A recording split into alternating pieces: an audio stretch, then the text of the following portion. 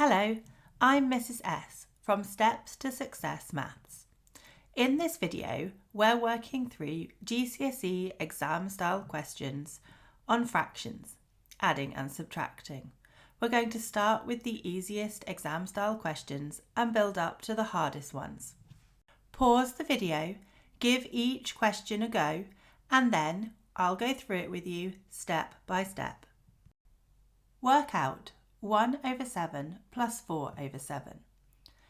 Now, say this to yourself, 1/7 plus 4/7. Altogether, you've got 5/7. So the answer to this one is just 5/7. Don't get caught in the trap. You don't add the bottoms. If they're the same denominator, the same number at the bottom, it'll always be out of that number. Work out 3/5 plus 1/10. Okay, so in this question you can see that the denominators are not the same. And when you add fractions, the denominators must be the same. So the first step is to work out how to write them both out of the same number. So you look at the two numbers, 5 and 10, and think, what number do both 5 and 10 go into? Now it's easiest if you find the smallest one. So I know that 5 will go into 10 and 10 will go into 10. So I'm going to write this as something out of 10 plus something out of 10. Well, I haven't changed the second fraction, it's still 1/10. So I'm just going to need to change the first one. So I draw this arrow, I think about what I multiply by. 5 times what will make 10? So that's times 2. If I've done it to the bottom, I must do it to the top.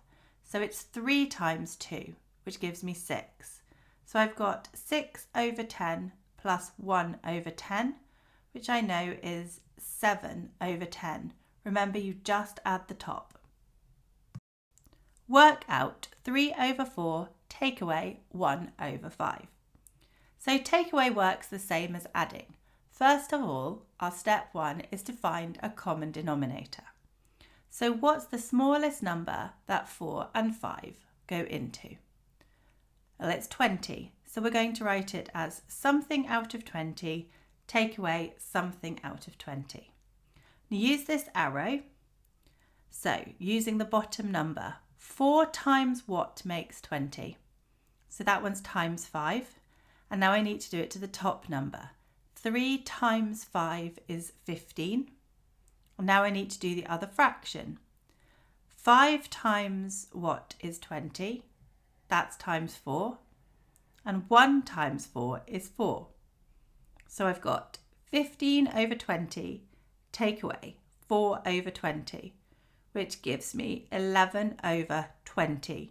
Remember, we don't change the bottom number. So our final answer, 11/20. Work out 5/8 take away 3/10. Okay, so find a common denominator. We've got 8 and 10. What's the smallest number? So think about your 10s, 10, 20, 30, 40. Well, 8s go into 40. So 40 will be our smallest one, our common denominator. So something out of 40 takes something out of 40. Draw your arrow. 8 times what makes 40? So that's times by 5. Then do it to the top number. 5 times 5 is 25.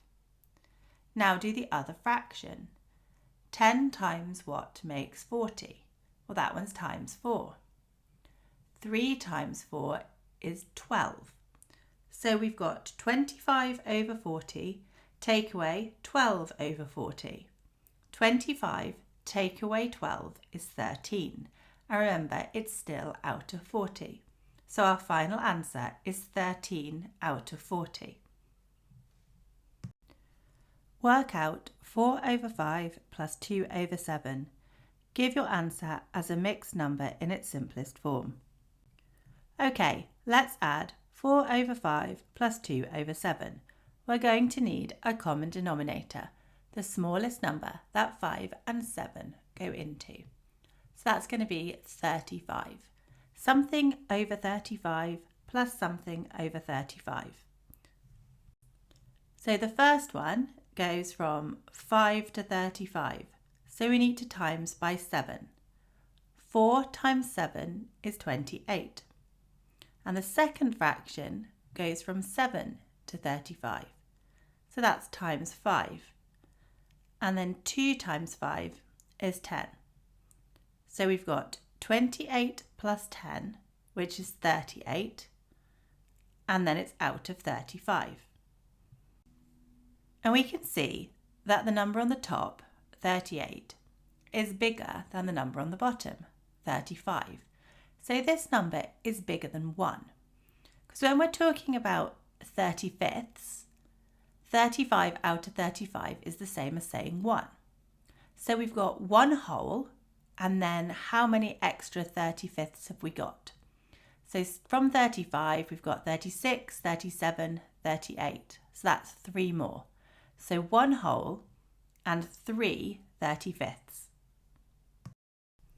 Work out 1 and 2 over 9, take away 3 over 4. Okay, so this one's different because it starts with this mixed number. We've got a whole part and a fraction part.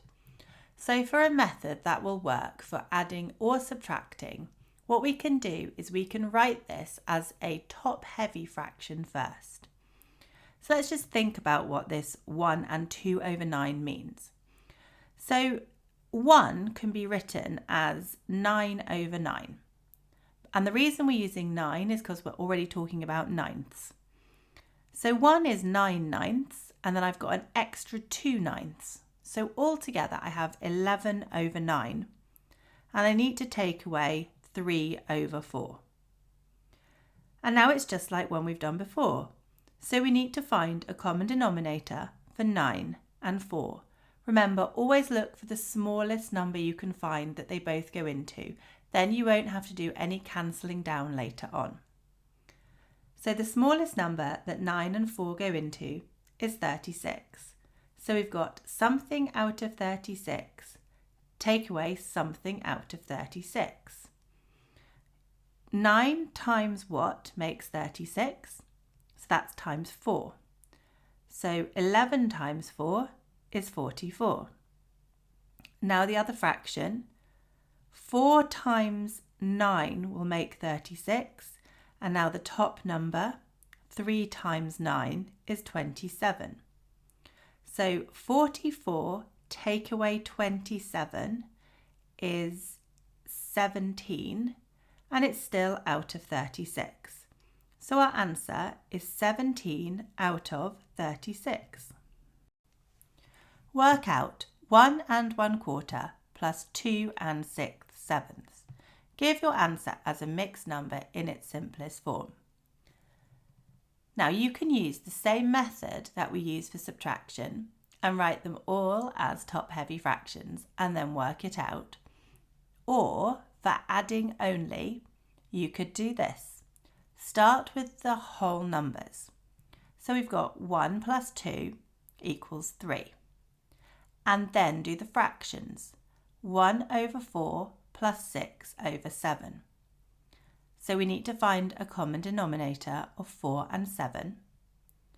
So the smallest number that they both go into will be 28. So 4 times 7 gives us 28. So 1 times 7 is 7.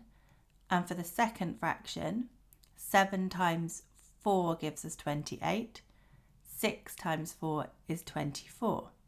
So we've got 7 plus 24, which is 31, over 28. Now we have to just be careful here because 31 on the top is bigger than 28. So this fraction is bigger than 1. So we need to write it as a mixed number. So 28 goes into 31 once. And then we've got 3 out of 28 left over. And don't forget you started off with these whole numbers. So you've got 3 and 1 and 3 over 28. So altogether you've got 4 and 3 over 28. Work out the perimeter of the triangle. So perimeter means the distance around the outside of the shape. So we're going to need to add these 3 lengths together. So we've got 2 over 5 plus 1 over 4 plus 5 over 8. And this time we've got 3 fractions, but we can still find a common denominator. So we've got 5, 4 and 8, which all go into 40. So we've got something out of 40 plus something out of 40 plus something out of 40. Starting with the first fraction, we're going to need to multiply 5 by 8 to make 40, and 2 times 8 is 16. Then the next fraction, we've got 4 times 10 is 40, and 1 times 10 is 10. And the last fraction, 8 times 5 is 40, and 5 times 5 is 25. So we've got 16 over 40 plus 10 over 40 plus 25 over 40. 16 plus 10 plus 25 is 51, and it's still out of 40. Now remember, be careful because this top number is bigger than the bottom number, so it's greater than 1. So we need to write it as a mixed number. Well, 40 goes into 51 just once, with 11 left over. So 1 and 11 out of 40.